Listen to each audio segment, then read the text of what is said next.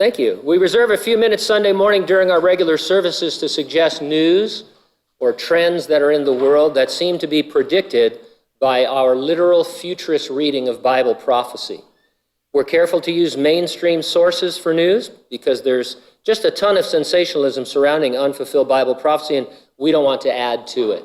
If you spend any time online or looking at prophetic resources, most of them are about current politics or any little event that really has nothing to do with prophecy.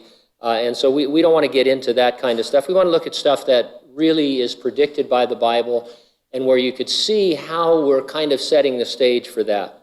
And we're never saying the things we report are the fulfillment of prophecy, only that they are things you'd expect by holding a Bible in one hand and the newspaper in the other. Back when I was saved in 1979, futurists had already been talking about the Bible's prediction of a one-world global government.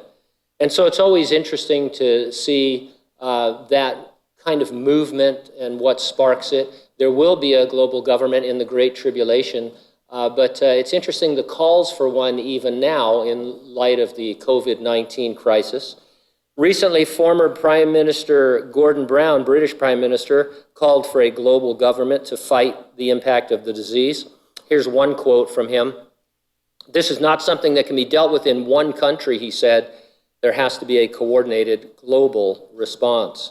Another news outlet reported, and I quote, "In an open letter to G20 leaders, 92 former presidents and prime ministers have urged coordinated global leadership in the fight against coronavirus."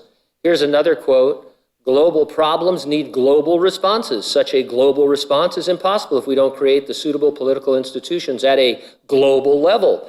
Therefore, we need global governments and create the adequate supernatural structures for this." In my English class, I would have got dinged for using the word global too much, but I think if they say it enough, you're going to think that it's a good idea. And then the Wall Street Journal on April 3rd ran an article, and the title of it was, "The Coronavirus Pandemic Will Forever Alter the World Order." And so, I've told you before, I don't think COVID-19 fits into Bible prophecy. It's just par for the course in a fallen world. But it is showing us just how easy it could be to force, in a sense, a global government. You know those sci-fi films where all of a sudden the aliens appear and all the nations of the world join together in kumbaya to fight them? We're more and more getting acclimated to the idea of a one-world government. Maybe not here in Central California where real people live, but in other parts of the world, it's like this pandemic. It's like, okay, you want me to do what? Okay, no problem. I'll stay home, wear a mask. I'll do all that stuff. You want me to stand on one leg? Okay. That kind of a thing. And so it's more in that trend. Now, we know that history has been written in advance and that the Revelation is not an allegory and that most of it is future prophecy. I've been irked lately, and I've shared this with you.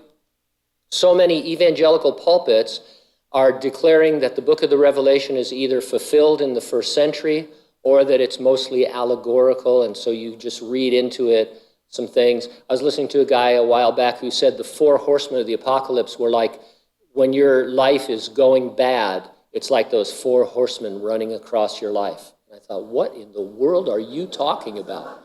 Because you see, the book of the Revelation, it always gives a definition of the symbols that it uses. It uses these crazy, weird symbols, and a few verses later, it tells you what they are. Or you're referred to an Old Testament passage because the book has over 800 references to the Old Testament. So it's future. It hasn't happened yet. And there will be a global world order in the Great Tribulation. We'll avoid that because of the rapture, but it will be here. We're going to be plunged into that great world trouble that if you're left behind. And if you understand it correctly, though still it's a time of grace in which God is reaching out to lost human beings. And so we give thanks to our Lord.